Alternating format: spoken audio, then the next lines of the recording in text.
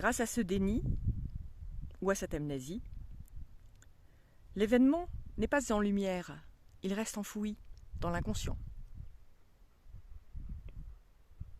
Cependant, croyez-vous que pour autant, il ne perturbe pas la vie de la personne ?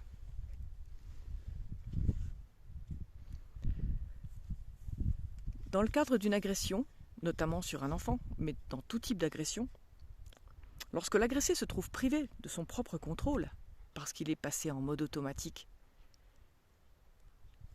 de dissociation, il se trouve alors placé sous le contrôle de son agresseur, qui fait ce qu'il veut de lui, et qui lui transmet, par la même occasion, son agressivité, sa propre énergie, la violence de ses actes et sa colère. C'est ce que l'on appelle le processus d'identification de l'agressé à l'agresseur. Cette dynamique est particulièrement existante chez les enfants victimes de sévices physiques ou sexuels. Le fait de s'identifier aux énergies de l'agressé, même inconsciemment, fait que l'enfant devient porteur des vibrations de son agresseur et se les approprie.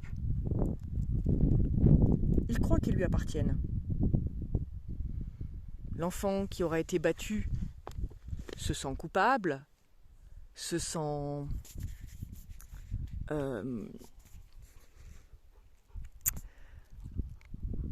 l'enfant qui a été touché ou violé va se sentir sale, va avoir même un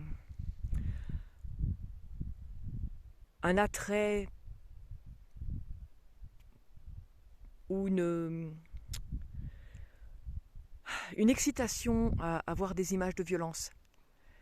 L'enfant battu aussi, la violence, elle s'intègre à la personnalité de l'enfant. C'est la raison pour laquelle les adultes, involontairement, lorsqu'ils ont subi des violences pendant l'enfance, peuvent se retrouver à reproduire ces mêmes violences sur leurs enfants ou sur d'autres personnes. On peut penser qu'il y a deux raisons à cette reproduction des faits. La première, c'est évidemment l'identification à la victime qui a laissé son empreinte sur la personne et dont la personne ne s'est pas nettoyée. Et la deuxième, c'est aussi peut-être l'inconscient qui pousse la personne à agir de la même manière pour libérer le déni ou l'amnésie. Les chocs émotionnels engrammés dans l'inconscient de l'enfant, même s'il n'en a pas de souvenir parce qu'il était trop jeune, ou bien qu'il en a fait le déni parce que ces événements étaient trop violents pour son cerveau, produisent chez l'adulte des schémas répétitifs inconscients.